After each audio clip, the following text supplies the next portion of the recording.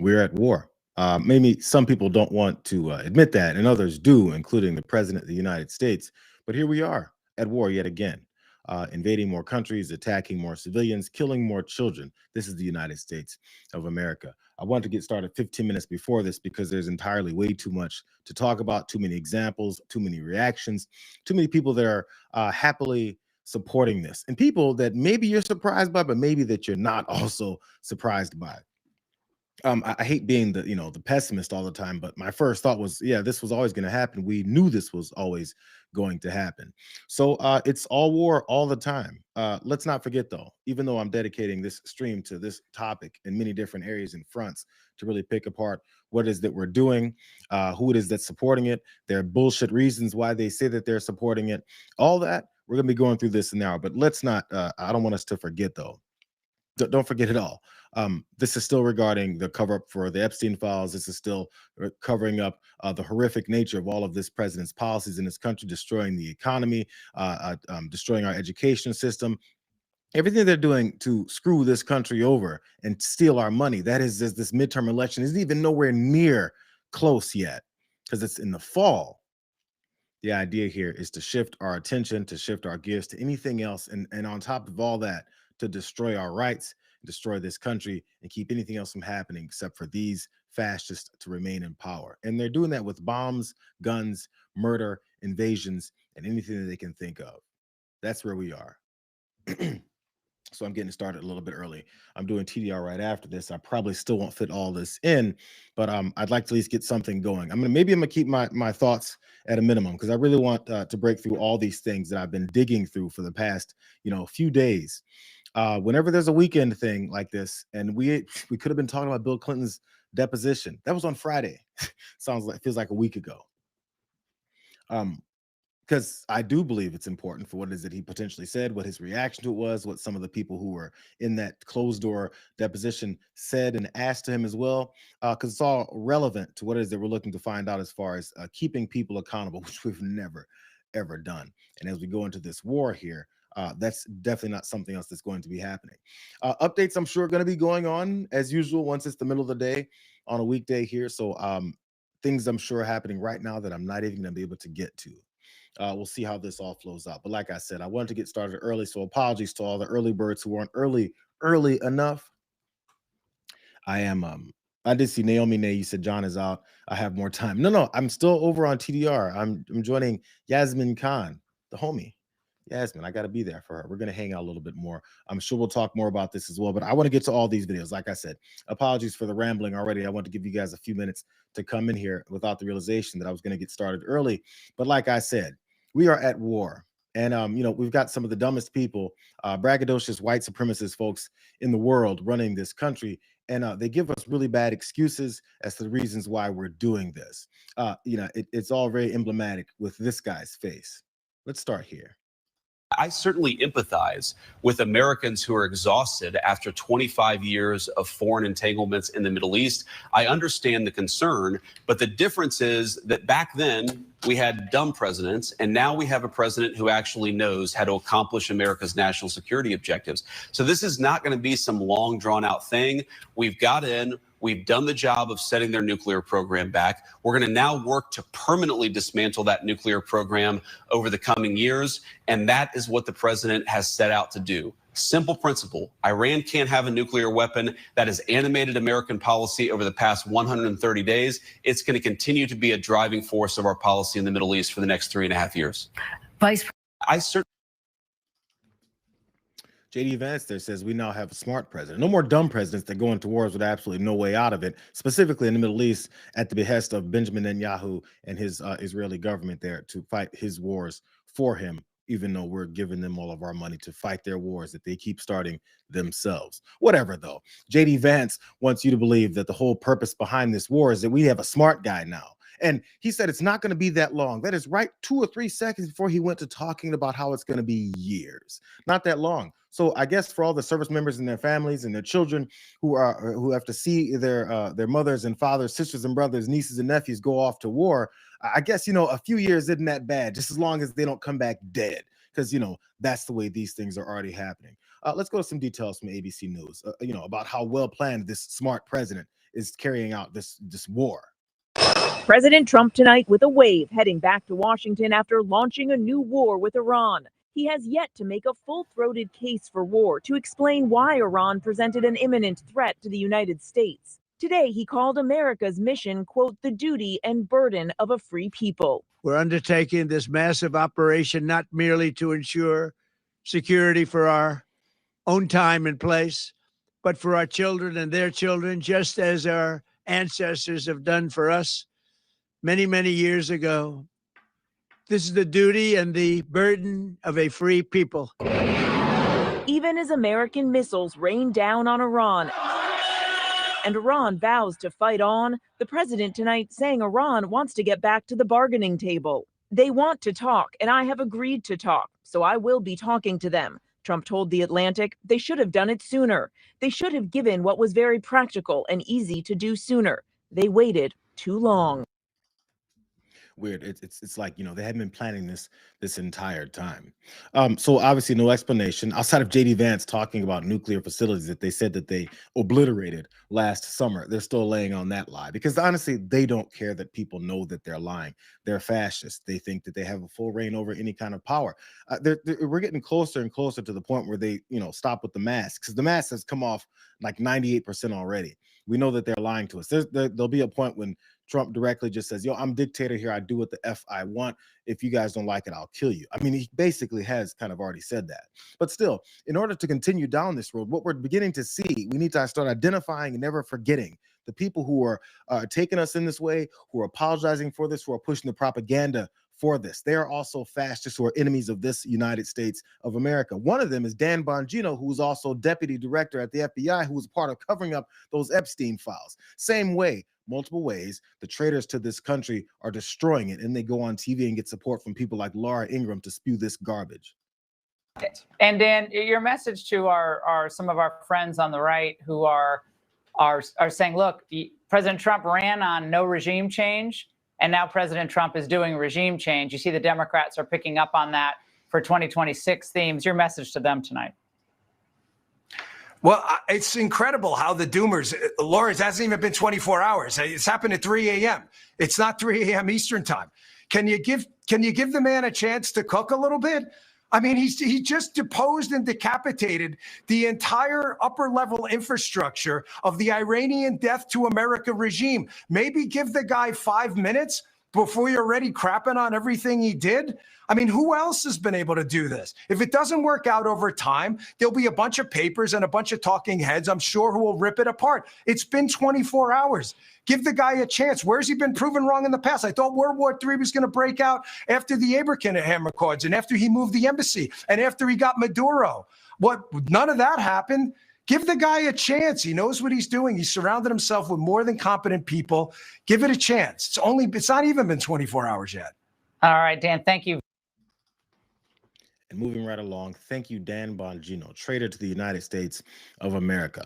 Let the president cook. He surrounded himself with competent people, the kinds of competent people that released all kinds of top secret information through a signal chat that they had to find someone to demote over that, which I'll get to his response to this whole thing as well, too. Mike Waltz, formerly a major part about this administration. But still, Dan Bongino and Laura Ingraham are concerned about the midterms coming up. And Laura Ingram's issue with this war where people are dying is based off of whether or not Democrats are picking up on a message for the midterms. Not about, American soldiers dying, not about any kind of threat to our own country, not about our standing in the world, about none of that. She's concerned about losing power, which is why, she's a propagandist and pushes all this stuff. So Dan Bongino's on talking about how he needs to keep on cooking because he destroys things. And Dan Bongino will one day find his time in court. But still, there's others. There's elected representatives. It goes all over the place. Representative Anna Paulina Luna, every 2 seconds, she comes around with something that makes some sense. But in this particular case, she's trying to find a way to excuse this because she's on Team MAGA. And when you're on that team, you're headed straight down, a fascist rabbit hole. Here she is trying to excuse what's going on here and the lack of planning and anything else, even the language behind what it is that we're doing in Iran. She really thinks someone's going to buy this. And again, it is not the intention of the U.S. government to invade. That is not what is happening. These are isolated, strategic, large-scale attacks. But again, there are negotiations that will take place, or at least open communication with the White House as soon as the president decides that he is willing or ready to talk. And that has developed in the last couple of hours. So that update will come hopefully later on this evening. I'm sorry, you say it's not the intention of the U.S. government to invade? Did we not just invade? We are not invading. Are you seeing boots on the ground there? Because I'm not. And I've been told directly by the State Department and the White House that that's not the intention. I mean, we just killed the leader of the country. That's not okay. Targeted strategic military strikes and invasions are two totally different things, according to military terminology. They're calling it a war. The president has called it a war. And targeted airstrikes. Strategic strikes. And according to the White House, and I just talked to them and talked to the Secretary of State, strategic strikes are not war. Really? Really? Do you really think anybody's going to buy that? I mean, I guess in previous years, as people say things like that, which we have blatantly lied about our aggression, our a push into other countries while bombing them. I mean, all the way down to all the children and civilians and folks that we've been killing in Palestine, Gaza. Despite all that, we've seen all that happen. It was a prep for us to do more of this, to invade more territories, to not care about more lives. So yes, by the way, she really does want people to believe that madness, that this is not an invasion. We're just killing people. We're just slaughtering children. Not an invasion at all. Not a war. We need boots on the ground. If you haven't noticed, Representative Luna's energy was very defensive and angry right off the beginning because she knows she's trying to defend this. There's more. So if someone bombed America, do you see boots on the ground?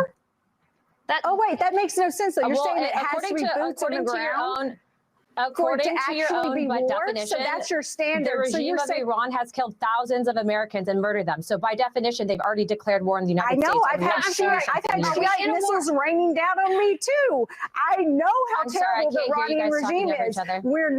We are not debating that they are a truly terrible regime. What we're talking about is the standard for the commander-in-chief to commit our sons and daughters in the military to war, and going to war when it is in the national interest, and making that case to America and going to Congress and getting approval for war.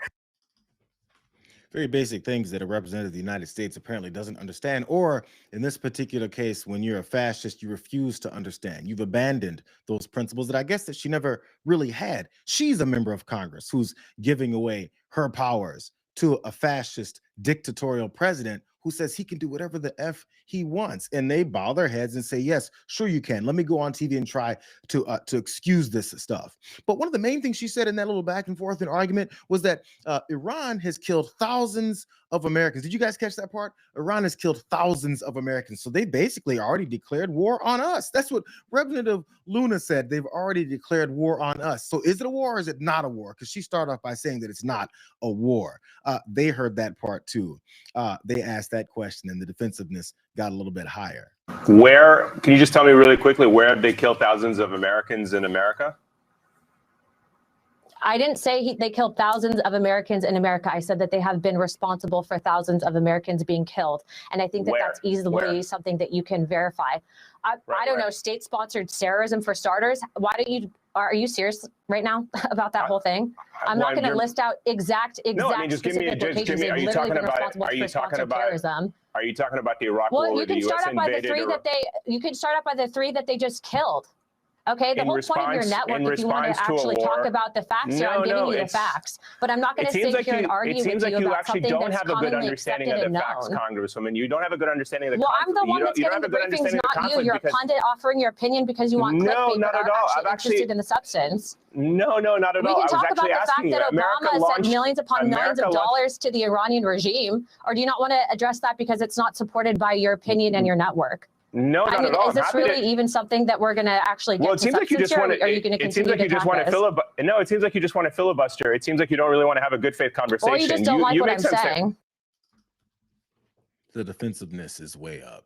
I don't think she's even very happy about the fact that she's been deployed to take part in this propaganda effort to try and appease people and make people believe that the reality that we're seeing in front of our faces isn't what we're seeing right in front of our faces. Did she ever go back to try and talk about how they killed thousands and thousands of Americans and therefore they've already declared war on us? Therefore, we should be bombing children and civilians and then trying to go over and take over even more countries at the behest of Benjamin effing Netanyahu. But a Representative Luna apparently works for him too. You should check out her the kinds of donations she gets from AIPAC and the rest of these groups that keeps so many American politicians serving them and not us. So she was still pissed. I'm gonna give you this last clip from Representative Luna and her battles on MS Now, because she's so upset about going on all the time, but apparently she keeps going on. Maybe if you just take your ass off stage and no one after I've listened to you anymore, because we know you're lying, you won't have to keep dealing with all of this radical left-wing talking points. No, we would have invited you on the air. This happens every time I'm on with you. Yeah, you keep coming on every time, and you keep stating a lot of things that are incorrect. The United States launched an attack on Iran. About it, except for you. The United States launched a war against Iran right now. Iran retaliated, in which American members. Strikes. You can call it whatever you want to call it, but at the end of the day, the Iranians responded and killed 3 American service members. So what we're trying to get at is you make an assertion on this air that it's not an invasion when America sends fighter jets and Israel sent fighter jets into another country. Boots on the ground are not going to happen. Congress will not vote on war with Iran because that is not something that we support, and that is not something that the administration supports. That's actually what the Constitution says that in Article 1, but I guess you think Article 2 is more important. Article 2 is when the U.S. citizens and our military are in direct imminent threat, the president reserves the authority. Yeah, well, he hasn't made that case to the American public or Congress, and that's the problem. And that's why he's supposed to go to Congress. He's not going to give you classified intelligence information. He's not supposed to give it to me. He's supposed to give it to members of Congress. Have we noticed yet? Been saying it since this guy got back into office. The reasons, their explanations behind any of these actions that are all illegal, that are in violation of the Constitution, rule of law, international wars, all these things that they continue to break, from the Caribbean shooting of boats in the Caribbean, which apparently we just moved on from that too, to what with the operations in Venezuela, to all these things that we're doing across the world. It all comes back to Donald Trump said it's okay, and he doesn't have to tell you why, because if he does, it makes things more dangerous. And therefore, we just have to believe him, even though he's an adjudicated liar, rapist, felon. It's just how it all works out. That's how fascism works. So for the last 2 people in the country who still don't realize that this is fascism, maybe with this whole, the newest invasion that Representative Paulina Luna doesn't think is a war, even though her president said it is, maybe we should pay attention to more of the people who continue to celebrate this, who talk about this as the next step of what we need to do. And I think you guys maybe have an idea of who it is that we're going to next. The biggest celebrator of more murder, more war, more bloodshed, Lindsey Graham. Maybe you should have a meeting with Paulina Luna to talk about what it is that he thinks this is versus what she thinks this is. But America first is to kill people who wish us ill, with a record of trying to destroy us in the region, to take them off the table.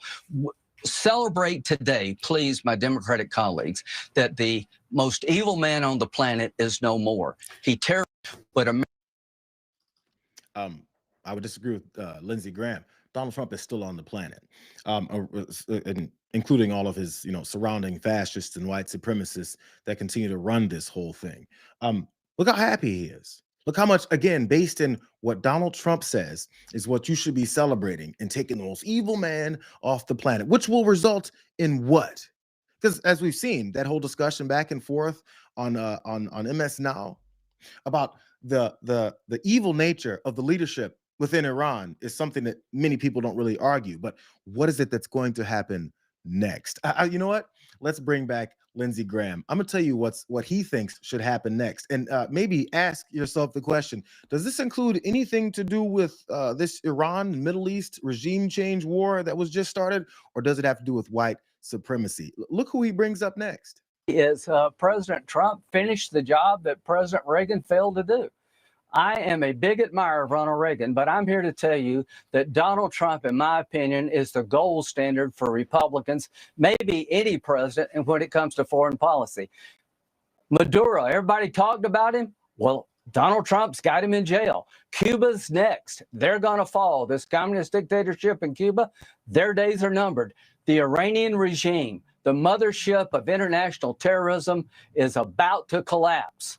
The captain of the ship, the Ayatollah, is stone cold dead. All is President. Weird. It's odd. It's like some reason Lindsey Graham can bring up Cuba. He'll bring up Venezuela. He'll bring up this whole Western Hemisphere that he and Pete Hegseth and the rest of these, white supremacists in the White House keep talking about. What does that have to do with Iran? What does that have to do with decapitating the biggest state sponsor of terrorism? What does that have to do with the fact that Donald Trump kept setting this up when he eliminated the Iran nuclear deal that was put in place before? Like I said, this has been in place for years. We know that this has been the plan, and that's obviously not just the Republican Party that's a part about this. But as we're talking and looking at Representative Luna going on MS Now, we're looking at Lindsey Graham going on Fox News. We're looking at Dan effing Bongino showing up and talking about letting them cook, literally.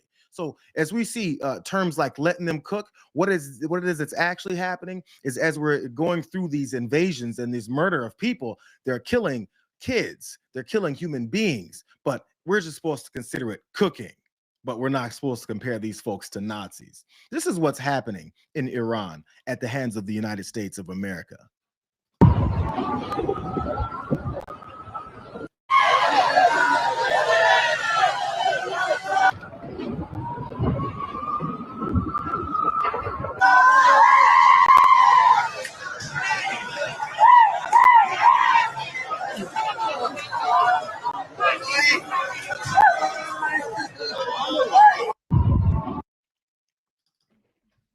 We're bombing schools, a couple of them, from what I've heard.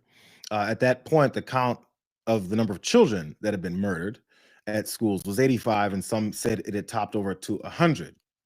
But that was a couple of schools, so I'm sure the numbers are going to get larger. That is when folks try and go and find survivors, clear up some rubble, and then, as the United States of America and Israel likes to do, maybe go and kill those folks too, because again, we've been told and we're supposed to believe that these folks are subhuman, when in matter of fact, the most savage people in the world are running this here country. Judge Napolitano used to be on Fox News. He'd carry water for Republicans all the time. I'm sure he still does. I don't watch much of his show, but here's a moment on his podcast. He had Scott Ritter, who's a former UN's weapons inspector, on, talking about the bombings of these schools. We just see the footage, and maybe some people can pass by on that, but someone who used to work in these types of areas, who also worked in areas where they've killed people wrongfully, so he's a bad guy too. Even folks like this are beginning to see and openly talk about what it is that's happening, specifically with these schools. Here's Scott Ritter on Judge Napolitano's show. We have hit 2 children's schools. We have bombed 2 children's schools. 63 dead children, little girls dead. Their mothers waiting for their daughters to come home. They sent their daughters to school on the belief that there wouldn't be a war because there was diplomacy going on, that there wouldn't be a war because Marco Rubio said he was traveling to the region on Monday. So they sent their girls to a school. The girls were in school, and we bombed it. And we bombed another one. There's 100 girls buried under that rubble being dug out now, girls that will not survive. This is the horror of war. But what I'm trying to say is, at least when I was involved in the bombing of the Amaria shelter, we did our damnedest to make sure that it was a military target. We were wrong, and it haunts you forever. What in God's name could lead us to bomb 2 girls' schools? I'm involved in this. I did this for a living. I know you don't make those mistakes.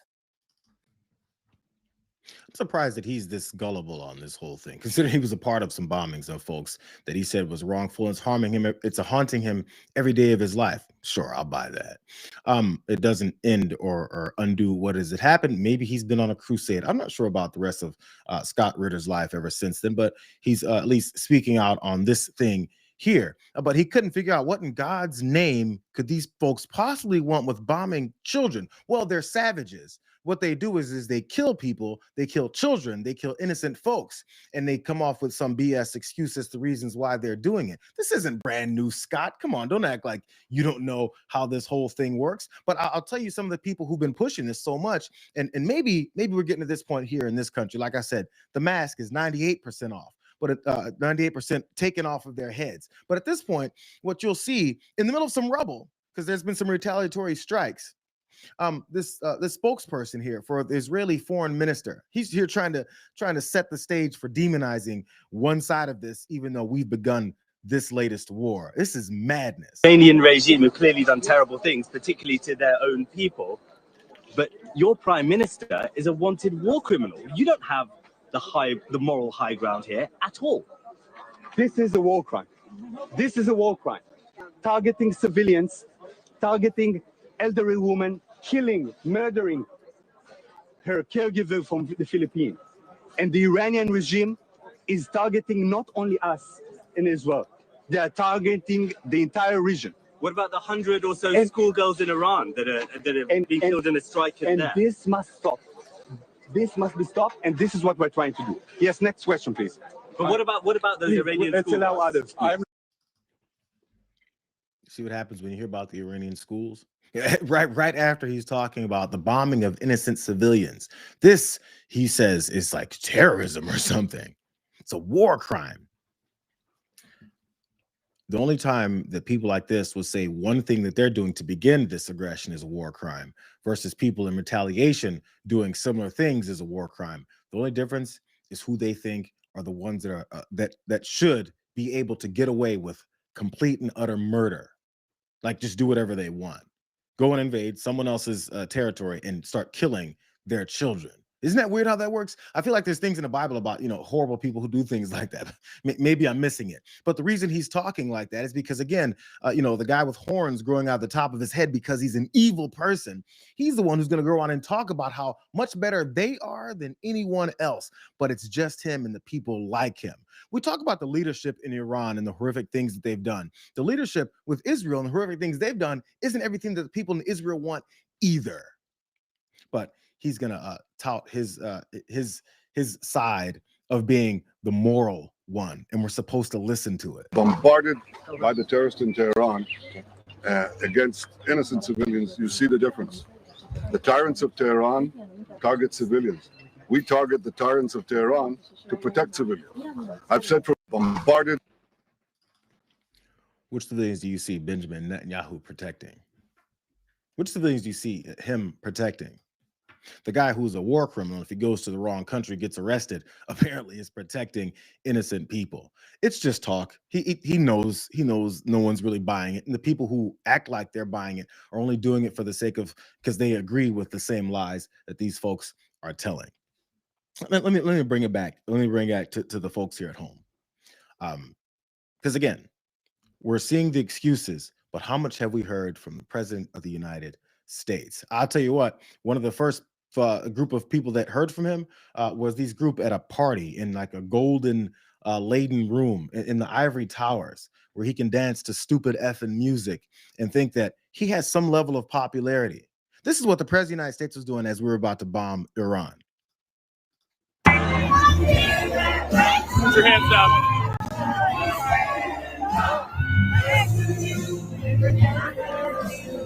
I'm gonna push you. You're gonna push slow down.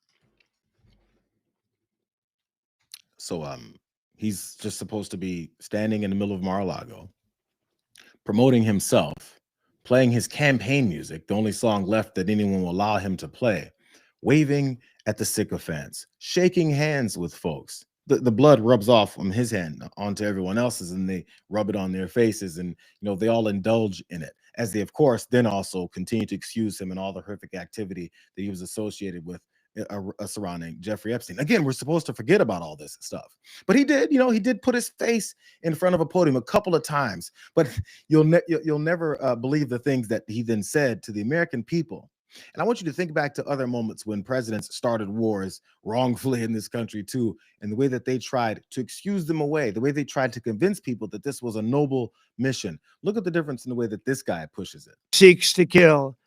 The lives of courageous American heroes may be lost, and we may have casualties. That often happens in war. But we're doing this not for now. We're doing this for the future, and it is a noble mission. We pray for every service member as they selflessly risk their lives to ensure that Americans and our children will never be threatened by a nuclear-armed Iran seeks to kill. We're still talking about a nuclear-armed Iran. But what the main thing he's talking about, that he's promising to anyone who's sending their family off to fight his war, he and Benjamin Netanyahu's war against people that they don't think should exist, what he's doing is telling you, you're going to lose your children's lives, your father and your mother's lives, your family members are going to die. But it's a noble mission because I told them that they should die for me. Who is it that these Christian nationalists worship? Because they keep talking about Jesus, but for some reason, this guy with the effed up hair keeps talking about how they should be worshiping and fighting for him. It got even worse because that was the prediction. And of course, it's going to happen that way because he started with this weird thing that Representative Anna Paulina Luna didn't say this was. It's a war. And then once that war starts, it's this odd thing. American soldiers also get killed. But I guess we're only supposed to care about that. So since we're only caring about that, here's his here he is talking about those first three that have died. In action. As one nation, we grieve for the true American patriots who have made the ultimate sacrifice for our nation, even as we continue the righteous mission for which they gave their lives. We pray for the full recovery of the wounded and send our immense love and eternal gratitude to the families of the fallen, and sadly, there will likely be more. Before it ends, that's the way it is, likely be more, but we'll do everything possible where that won't be the case. But America will avenge their deaths and deliver the most act. 3 service members are dead. Donald Trump says, who cares? It's okay. They did it for the right reasons, and there's going to be more. You just wait. There's gonna be more. But it's a noble mission, and as long as he's acting like he's praying for folks, that should do you okay. As he screws over veterans, as he screws over folks who come back from wars, as he screws over the families of fallen service members, what then happens is he baits and then he gives them nothing. I'm curious, have they gotten their $1,776 checks yet? I'm curious because we all knew that was a lie.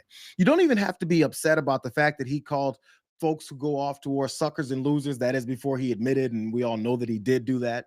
But the major point is how he treats these folks. That's the reasons why you have an issue with the way he says this, because what he says then transfers over to his policy.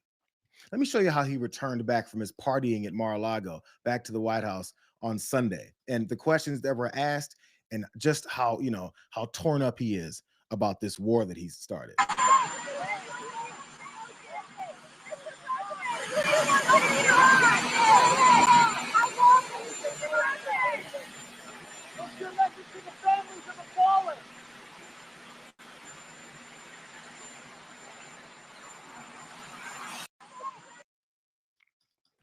A reporter at the back end screamed out, "What's your message to the families of the fallen?"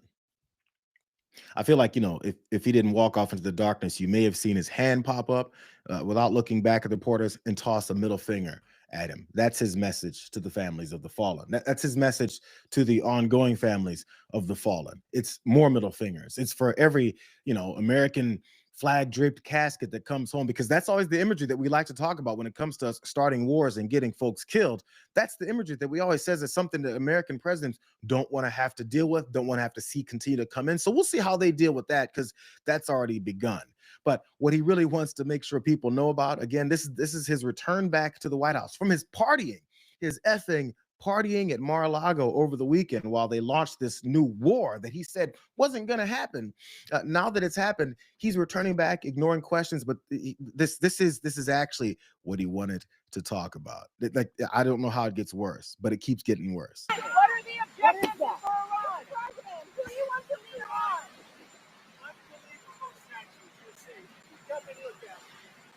Mr. President, talk to us about Iran, Mr. President. We take questions on Iran.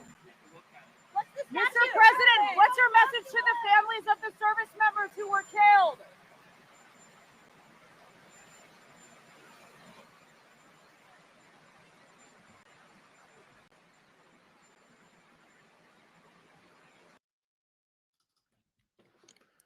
No message.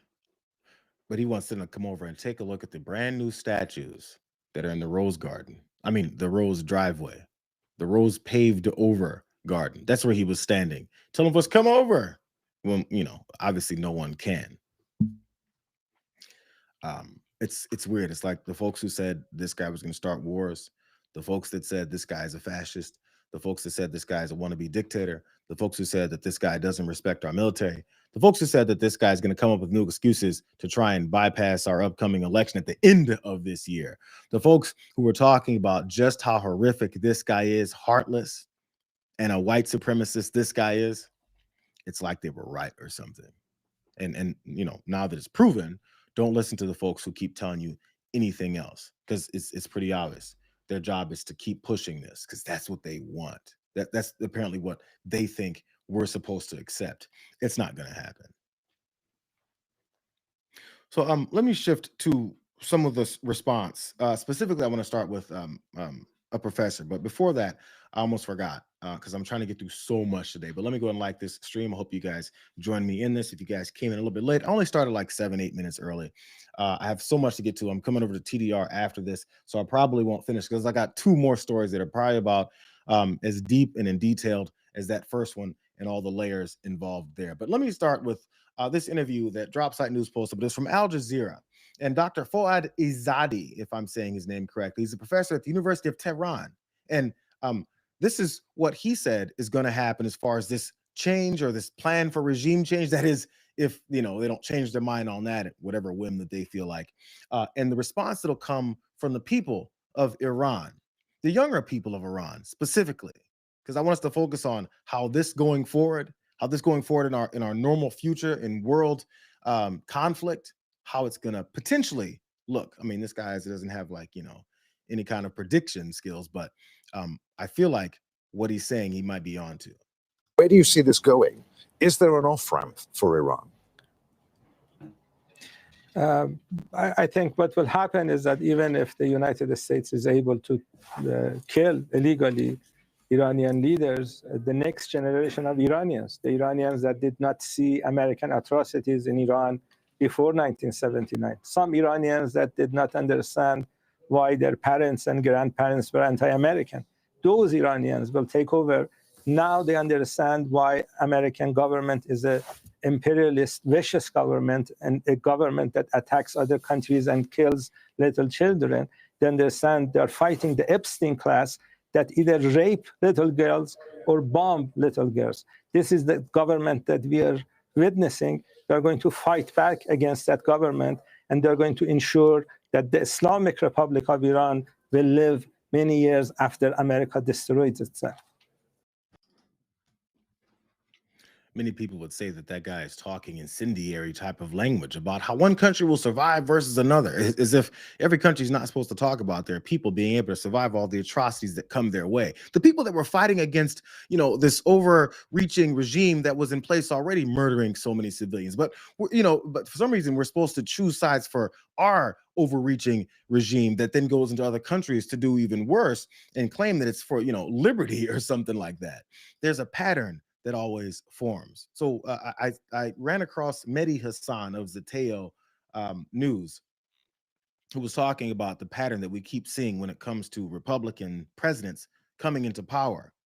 I don't think his points can be disputed. Every Republican president does this, right? Every Republican president comes to office, cuts benefits for the poor, cuts taxes for the rich, raises prices, and then bombs a Middle East country. Ronald Reagan did it, George Bush Sr. did it, George Bush Jr. did it, and Donald Trump has done it. Now, this is where it gets interesting. Donald Trump is not just alone in that pack in the sense, as Swin so put it, mentally desiccated game show star. It's not just that it wasn't George Bush and Dick Cheney that attacked Iran. It was the guy from Home Alone 2. It's also the fact that he ran as the anti-war president, the anti-war candidate, the no more forever wars, the no regime change wars. Again, sorry to plug our excellent Zateo content today, but we just put out a piece at Zateo listing out all the times Donald Trump and J.D. Vance and Tulsi Gabbard and RFK Jr. and Stephen Miller and David Sachs, all of these Trump people said, vote Trump. He's the guy who won't take us into any more Middle East wars. Kamala Harris will send your boys to fight and die, Stephen Miller said. Not us. Donald Trump said, there'll be no new war on my watch. He bombed 7 countries in 2024. He started 2025. He started 2026 attacking Venezuela. And now here we are with this major conflict in Iran. We don't know where it's going to go. And it was all a lie. And I'm sorry, I've got to say this. Swin said, we all knew. Well, many of us knew. But we also had a bunch of people on the right and sadly on the left too, who bought into this bullshit line that Donald Trump would be an anti-war candidate. He would be a candidate of restraint, of isolationism, Donald the Dove. It was bullshit. The people who fell for it should apologize today or hang their heads in shame, because what Trump has done, as I say, in many ways is worse than even what Bush did. Bush at least turned up to Congress. Saddam Hussein at least once had a weapons program that people were worried about. With Iran, it's completely illegal and unprovoked. Weird. One I guess point of disagreement with Mehdi. No matter who's in office, we bomb the Middle East. We still go and do the bidding of people like Benjamin Netanyahu and their program for destroying anyone that's standing in their way from what they perceive to be is, their right to murder a bunch of folks. That's the one thing. But I mean, I guess as far as the, cutting the taxes and giving away the rich, we do that in other ways too. I mean, Democrats do as well. It's just the blatant nature of acting like you're going to have this big, huge change. And we saw the way Donald Trump talks. But the bombing has always been something that we just do. Again, which started with that professor at the beginning saying there's enough people throughout history, throughout the many decades before this, Iranian parents and older folks who maybe these younger folks will realize this is why they've always had so much disdain for this country. It's not like it's every 4 to 8 years when the disdain stops and then the happiness begins again. We kind of continue these programs because both Democrats and Republicans kowtow to this regime, kowtow to the way this whole thing is supposed to go down. But I do want to give that example that Mehdi was talking about. This is how he campaigned. This is how he campaigned. I just want to remind everyone, as we're looking at this and watching the excuses from so many MAGA folks, this is what he campaigned on. To make her president would be to gamble with the lives of millions of people. She would get us into a World War III guaranteed because she is too grossly incompetent to do the job. She's not going to be able to deal with President Xi or Putin or Kim Jong-un or anybody. And then all of your sons and daughters will end up getting drafted to go fight for a war in a country that you've never heard of. Our enemies are laughing at her. They're laughing at us. But if we win, our enemies won't be laughing anymore. I tell you, they're not going to be laughing anymore. Weird. It's weird. It's like before when he said someone else is going to send your sons and daughters off to fight in some other country. I guess the only thing left that he was right about was he was wrong there on was, in a country they'd never heard of. I mean, we've heard of Iran, but I'm going to send your sons and daughters off to fight in a country you have heard of before, one that we definitely shouldn't be going and attacking like this. There was reports that, I mean, I knew this from the beginning, but I guess it took us about a year to figure it out. One of Kamala Harris's the biggest issues with her campaign, the reasons why there weren't enough support from Democrats, progressives, leftists, is because of her continued push and support for allowing Israel to attack these innocent folks in the Middle East. That was an issue for her campaign.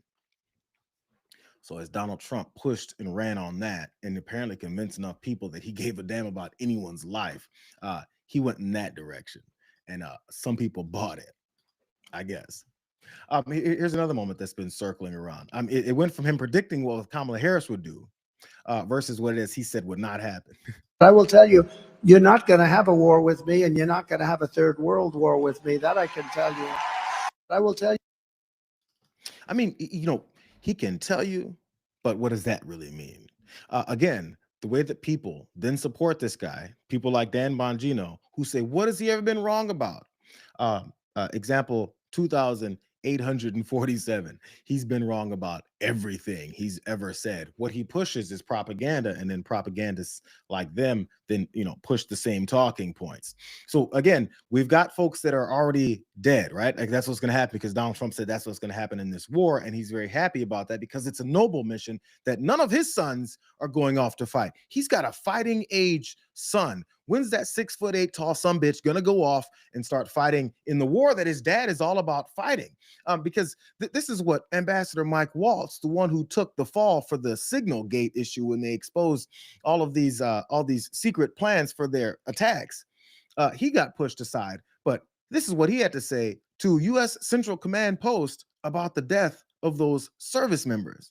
Freedom is never free, Mike Waltz says.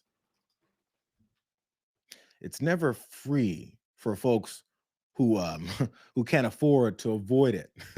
The folks who've been tricked into thinking that, if you send your kids off to war, if your kids decide, because they're adults, decide to go off to war for this guy, that they can expect to die. And apparently, I mean, similar to the way that we like to talk about, radical Muslim belief systems, of as long as you die, you're going to get your 12 or 15 virgins. I'm not even sure the number. I guess that's where we're headed next. If you join up under Donald Trump's army and you die for the noble mission that he's pushing, then maybe you'll get your virgins in heaven. I guess that's now a MAGA Christian thing that we're all supposed to believe in.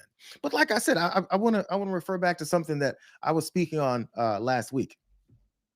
Donald Trump has been in this position to push this war. Democrats in positions of power, specifically leadership in Congress, have known how this is going down. This isn't brand new, not brand new at all. Chuck Schumer, back a couple weeks ago, after they were getting briefed about this whole thing, he just stepped out of his briefing. He was just talking to Marco Rubio and this Gang of Eight about their plans for bombing Iran.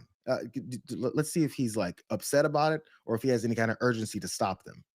This is serious, and the administration has to make its case to the American people. What did you hear? Did they make their case to you, Chuck? Did they make their case to you to go and bomb Iran at the behest of Benjamin Netanyahu and whatever kind of money they can send off to more military contract companies that, of course, continue to pay folks to vote in their favor? That was just, again, from a few weeks ago. But then also, there was another moment from last June. Chuck Schumer, yet again. Apparently there was, some side deals being talked about, some negotiations, as they claimed were happening between Iran and, this fascist regime in the United States of America. Chuck Schumer had some thoughts about Donald Trump's side deals. Pay attention to how upset he is.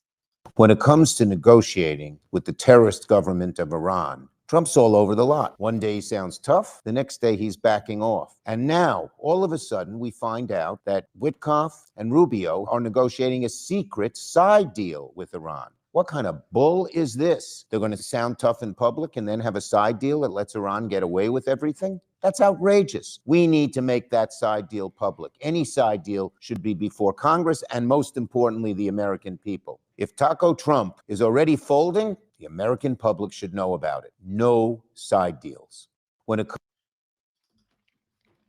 Chuck Schumer's whole pitch there was so many supercuts there, because I guess he could only get through a couple words at a time of the script that was written for him to talk about these, side deals. But by the way, whatever side deals those were, right? I checked it out. There was a Hill article that talked about those potential side deals that Chuck Schumer was upset about. And I'm not even sure I believe any of the side deals. I think this was all window dressing for them to say that these were broken and they can go in and start evading again. But still, last June, Donald Trump is in office. Chuck Schumer alleged in his Tuesday post, again, this is from June of last year, that the president was hammering out a private deal with Iran that accounts for less restrictions and dampers the traditional U.S. stance on nuclear weapon development. Again, Chuck Schumer was upset about this, which, again, I don't think was even something that Donald Trump and this administration were seriously trying to get done. Officials within the Trump administration previously suggested that Iran would not be allowed to enrich uranium under a proposed agreement. But new reports say that the nuclear deal would allow the country to enrich a limited low-level uranium for a period of time. This is from June of last year, that same time frame when, of course, Pete Hegseth was talking about the obliteration, and Donald Trump was talking about how they obliterated Iran nuclear sites. I'm no foreign policy expert. I'm just trying to figure out where any of this makes any sense. But so as you know, low enriched uranium is used for power plants, and the highly enriched uranium is used for nuclear weapons, which is reasons why there was these discussions talking about potentially allowing that much. But then we had obliterated them. Still trying to find some kind of sense in all of this. So that was Chuck Schumer last summer, and earlier a few weeks ago this year. Not much of, too many hard stances on, hey, how about we just stop doing this altogether? How about we oppose this president and his plans to invade yet another country, and then say that he's a peacetime president and worthy of the Nobel Peace Prize? But do you guys remember this? I just talked about it at the end of last week, because Ida Chavez, investigative reporter, pointed out that, these top Democrats, the leadership within the Democratic Party, that like to call everyone else that doesn't agree with them radicals, they were working behind the scenes to stop a vote from Ro Khanna and Thomas Massie about an Iran war powers resolution to limit Donald Trump's ability to do something like this. That was the middle of last week. That was like Wednesday of last week. In case you guys, don't remember, I believe it was Friday to Saturday when we went and go ahead and invaded. So in trying to stop that war powers resolution, bipartisan, we always like to seem like everyone is so bipartisan is great and they're trying to work for the American people better.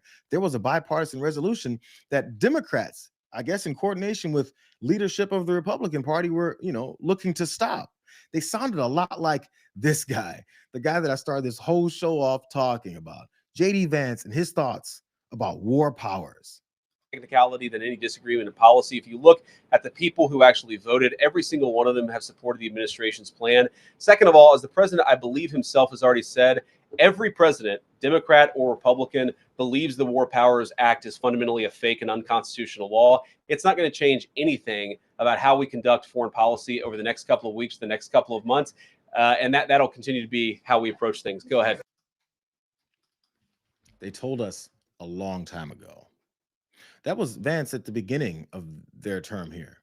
The War Powers Resolution, it's unconstitutional. It's fundamentally a fake and unconstitutional law. How is there a law that's fake if it's a law? I do know there's aspects of the Constitution that they're breaking and they're just claiming they're fake, whatever that means.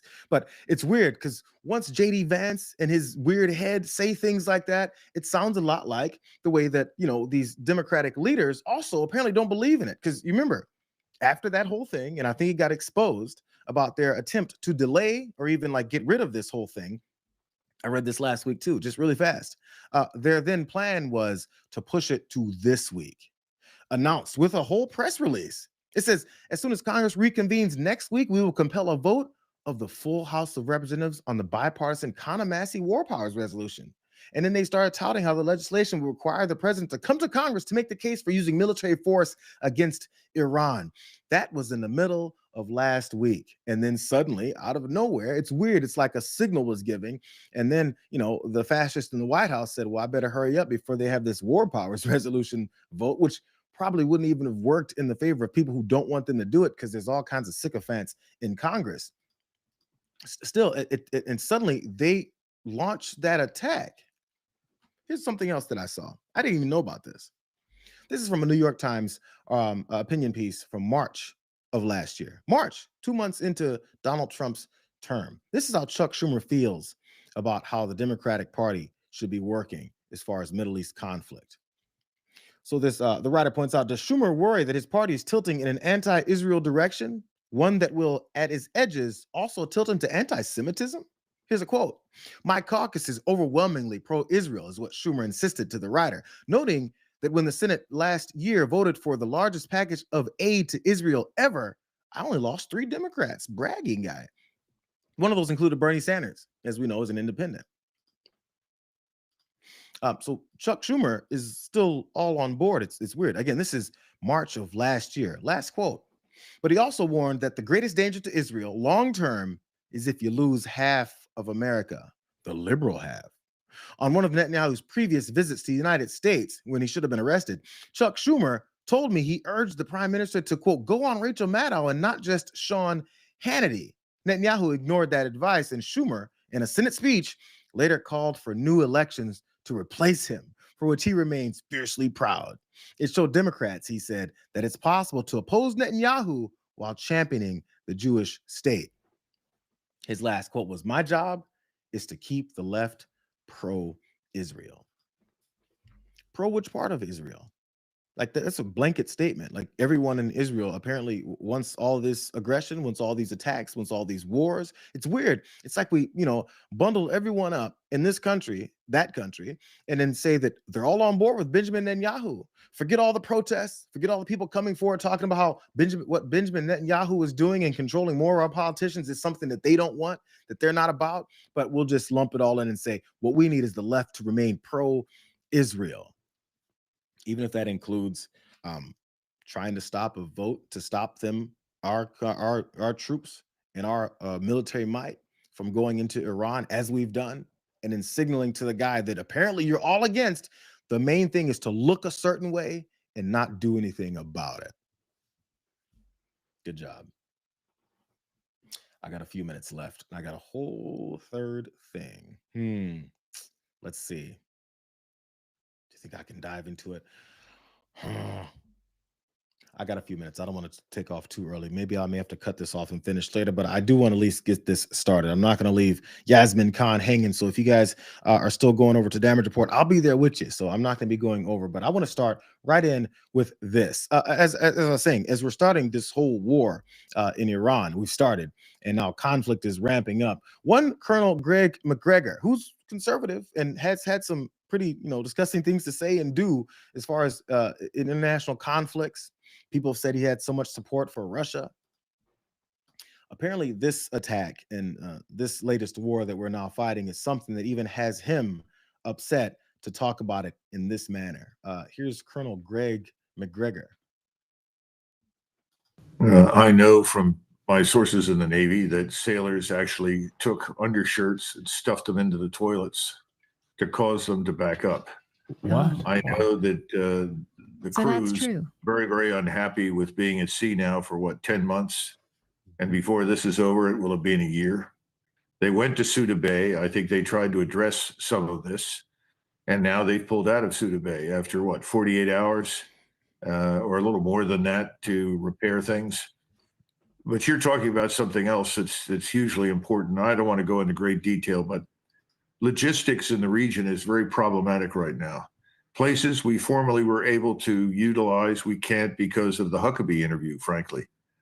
That particular revelation has turned almost everybody against us in the region. So the Navy is now looking as far away as India and ports there that they can go to as required.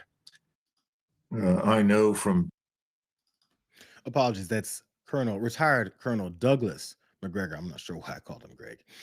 Douglas McGregor talking about the situation when it comes to our positioning and the way that we can pull all this off as we start this, war with Iran, and specifically regarding the USS Gerald Ford, one of the largest, carriers that we've got around there. A few details, because look, we keep talking about how we're sending soldiers off, but we never really pay close attention. Maybe we do.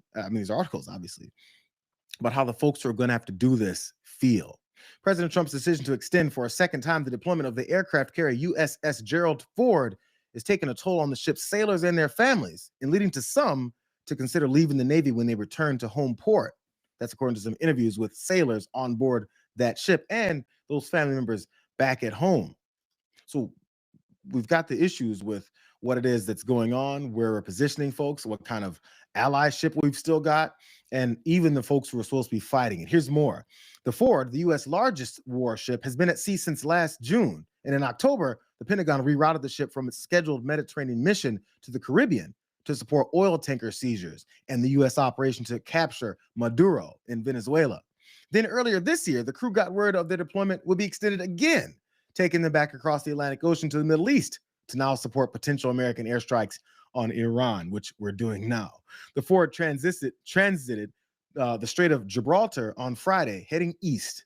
And that's according to the way they're watching this whole thing go down. So the article goes into some instances of the folks who are on this ship who are having to deal with further deployments, plans of when they thought they would be home, because They're normally not out for this long. But you know what? When you're run by a fascist dictator who doesn't give a damn about the folks that he's sending off to war like this, and called them suckers and losers if they die, it's weird. It's like he'll abuse them, he'll lie to them, and then when they get home, if they get home, he'll ignore them, start talking about his rose garden statues and how much he doesn't give a damn because he's partying with his people at Mar-a-Lago. That's the guy that apparently so many people are supposed to trust as they go off into war. And this is, I didn't really want to mention it, but this is personal for me in a way, because I've got a family member that has just signed up and is now off. I mean, there's going to be time before the point when they have to, if they have to, which I'm hoping that they don't, end up fighting wars for this guy who doesn't give a damn about them. Maybe that's why I dedicated this whole stream to, because I really want everyone to know that this hits so many different people. I haven't been in this situation before. But as we sit and look and read and see that the way that these people are being disrespected, the way they're being overworked, the way that they're being completely disregarded for the humans that they are, because they're just cogs in his war machine, I think it's worth at least pointing out. But there was something that the retired Colonel McGregor said there at the beginning. He mentioned Mike Huckabee and what he said, and that's the reasons why sometimes some of these warships aren't able to dock in certain areas, because we're losing any kind of allyship with anyone else in the world. I was like, what is it that Mike Huckabee said again? Because I remember he mentioned something. It was this interview with Tucker Carlson. You've appealed to Genesis. Genesis 15 says it's Abram, it's pre-Abraham, it's Abram, receives from God the news that his descendants will inherit the land. And you tell me as the theologian if I'm getting this wrong, but from the Euphrates to the Nile. I think that's right. And that would include like basically the entire Middle East. That would be the Levant. So that would be Israel, Jordan, Syria, Lebanon. It would also be big parts of Saudi Arabia and Iraq. It would be, I mean, not sure it would go that far. I mean, it would be a big piece of land, but here's the point. It would be a lot of places that are now countries. But this particular area that we're talking about now, Israel, is a land that God gave through Abraham to a people that he chose. It was a people, a place, and a purpose. We can look at it that way. That's the way Mike Huckabee wants to look at it. Mike Huckabee, who calls himself a devout Christian. This is the aspect of this war where these Christian and religious leaders are supposed to try and convince us that we're supposed to follow what their skewed word from the Bible, which we shouldn't follow at all when it comes to running this country that's not a Christian nation that follows its rules based off of the Bible and their interpretation of it, which is even worse. But how this should now extend into our wars, the way that we're supporting Benjamin effing Netanyahu. This is more of what Huckabee had to say that probably really has us screwed over when it comes to where we can, operate. Christian Zionism. I want to go back because that's where we started. I'm not going to let you off on this because you have said it 3 times that God gave this land to this people. And so it is entirely fair for me with respect to ask, what land are you talking about? Because I just read Genesis 15, as I have many times. And that land, I think it says, from the Nile to the Euphrates, which is, once again, basically the entire Middle East. So God gave that land to his people, the Jews, or he didn't. You're saying he did. What does that mean? Does Israel have the right to that land? Because you're appealing to Genesis. You're saying that's the original deed. It would be fine if they took it all. When you ask more questions, when you listen to what these guys say, and then ask them to be nailed down on what they're trying to avoid saying, how about you say what you're insinuating? He'll say it. It'd be fine if they took the whole thing, all of it. That's what the Christian Mike Huckabee thinks. The guy who doesn't give a damn about the lives of the people they're attacking or the service members that are going off to do the attacking. You know why? Because Mike Huckabee is the same guy who said this about what a Palestinian is, the existence of them. This is Mike Huckabee. He even described the Palestinian identity in one of the clips he found as, quote, a political tool to try and force land away from Israel. And I first obtained these comments we're about to hear when he ran for president in 2016. Just take a listen to them right now. Basically, I mean, there really is no such thing as, and I have to be careful in saying this because people will really get upset. There's really no such thing as a Palestinian. There's not. Arabs and Persians, you don't, you know, and there's such complexity within that. There's really no such thing. That's been a political tool to try to force land away from Israel. That's what it's always ever been. That was 2008. There's no such thing as a Palestinian. There's humans that just don't exist. So therefore, when people don't exist and are not real humans, what you can do is you can then murder them. That's the mindset of these types of folks. That's who they are. So again, this is the religious aspect of this whole thing. I thought it was about the Iranian nuclear sites. I thought it was about how they're murdering people who are protesting in the streets. But now suddenly it's about how land is deserved of Israel. Last video here, you guys. Pastor John Hagee. He's a Christian. See if you can differentiate this between a segment on Fox News, which is include a bunch of prayer and bullshit, or a church. This is supposed to be a church setting. God bless you, Mr. President, for being a friend of Israel. God bless you for having the courage to do what others feared to do. God bless our fighting forces in the Middle East in the brilliant execution. God bless our forces in the Middle East in the brilliant execution of Operation Epic Fury.